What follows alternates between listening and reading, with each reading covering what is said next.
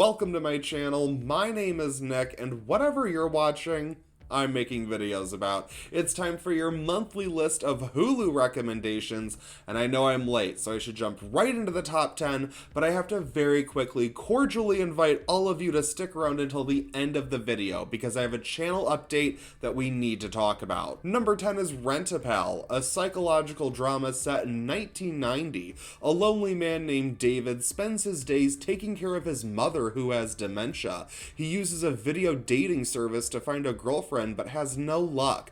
One day he comes across a videotape for a friendship service, and David quickly becomes attached to the videotape, watching it over and over. The routine becomes an obsession that threatens David's future. This movie absolutely rocked me. I wanted to do a review for it right after I watched it, but I'm lazy, so I didn't. It is long and slow, and it gets a bit repetitive in the middle, but if you like character study thrillers about mental illness, Rent-A-Pal is a must-watch. Hi, I'm Andy. Thanks for being here today.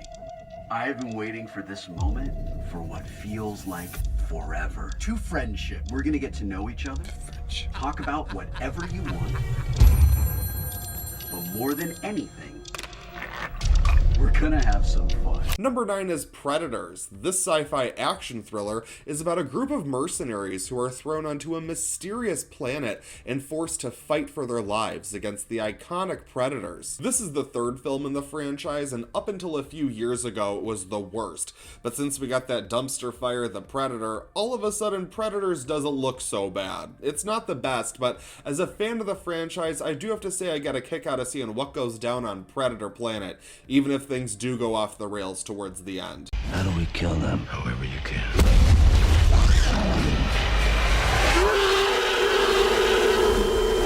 Number 8 is The Princess Bride. This classic 80s fantasy adventure is about a farmhand turned pirate who ventures across land and sea, encountering giants, wizards, and villains on a quest to reunite with his true love, Buttercup. The Princess Bride is a pop culture staple that I'm sure has already made its way to the Gen Zers, but if you haven't already seen it, or you're looking for a pick-me-up feel-good flick, The Princess Bride is truly a heartwarming, charming, and funny tale that is sure to brighten up any bad day. The Princess Bride. Not just your basic, average, everyday, ordinary, run-of-the-mill, ho-hum fairy tale. Number 7 is The Nice Guys, a crime comedy from Shane Black starring Russell Crowe and Ryan Gosling. In 1970s Los Angeles, the death of a porn star inspires two private investigators to team up in order to uncover the truth of the matter. Searching for a hippie heiress with answers, the two men with different styles encounter sketchy goons, shady public figures, and mysterious hitmen. The Nice Guys is a throwback to crime capers of the good old days while still being very Shane Black. There's plenty of humor in this movie that really doesn't work for me, and it's too long for its own good, but a lot of people love this movie, so I say watch it while you can. You beat people up and charge money? Yeah. Sad, isn't it? How much would you charge to beat up my friend Janet? What? How much you got? $30? That's good. This conversation is over. Number 6 is Star Trek Beyond, and now on to a movie that most other people don't enjoy, but I love. This third installment in the rebooted franchise follows the crew of the USS Enterprise as they become stranded on a distant planet. Finding a new friend in the form of Sophia Boutella, the separated members regroup to take on a new villain and return to Starfleet in one piece. I'm not the biggest Star Trek fan, which is probably why I enjoy these newer movies, and I wish the franchise would continue, but I think this trilogy is all we're gonna get. And Beyond might be the most episodic of the three, but I really enjoy that. I like that it's a simple, stranded on a planet survival story. But don't worry, this isn't the only action movie on the list. Well, at least I won't die alone.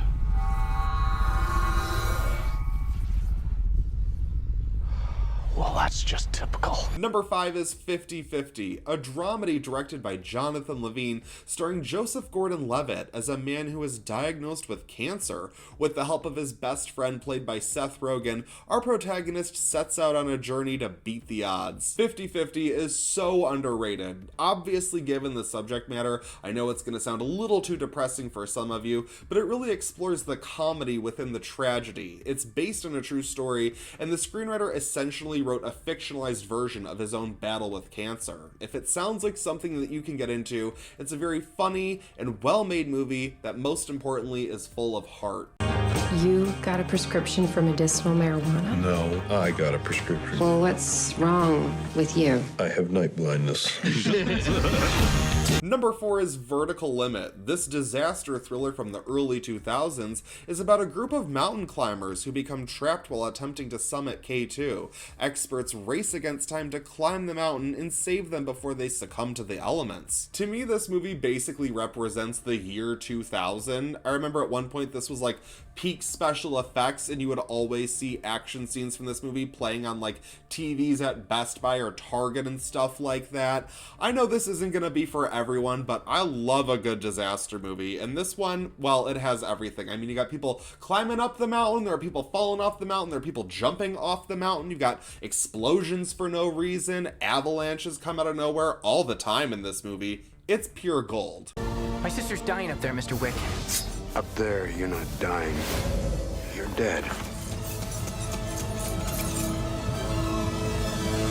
Number 3 is The Shape of Water. Yeah, the fish fucking movie. I love it. Guillermo del Toro's passion project is about a mute woman in 1960s America who works at a government laboratory with her best friend played by Octavia Spencer. Together they learn the lab is housing a sea creature, and yes, our heroine falls in love with it. I know on paper this sounds like the opposite of a Best Picture winner, but I swear every single time it casts its spell on me. It is so dreamy and lovely. I fall asleep to this movie all the time, which probably doesn't sound like a compliment, but to me that means it's comfort viewing. What I really love about this movie is the way that Del Toro perfectly captured his vision for the film. You wouldn't think this story should work for anyone, but it is so damn well made. The Shape of Water ought to work for everyone. I don't want an intricate, beautiful thing destroyed. We can do nothing. I'm sorry. Don't do this, Eliza. What is she saying? Don't do this. Oh, God, it's not even human.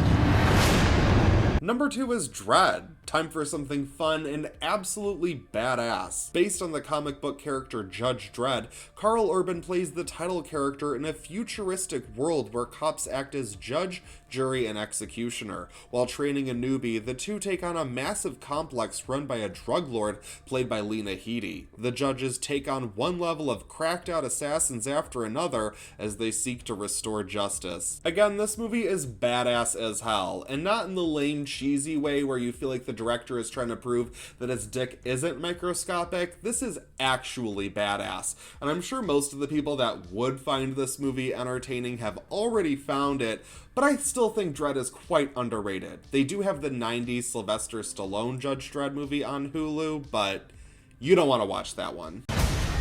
This is Mama. Somewhere in this block are 2 judges. That's not good.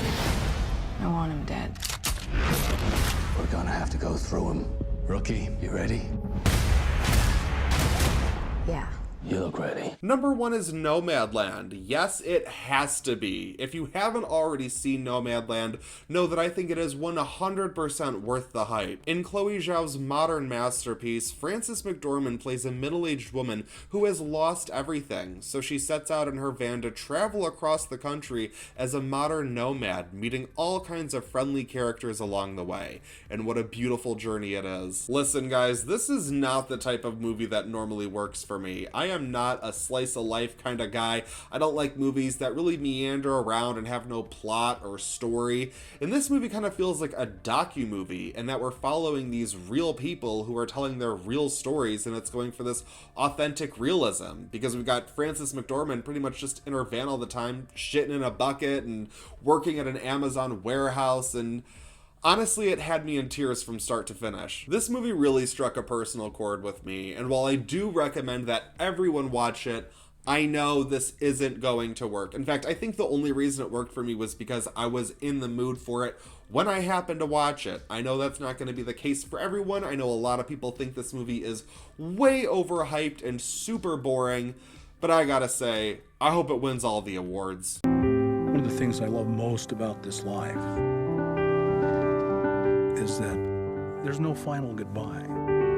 I've met hundreds of people out here, and I don't ever say a final goodbye. Let's just say I'll see you down the road.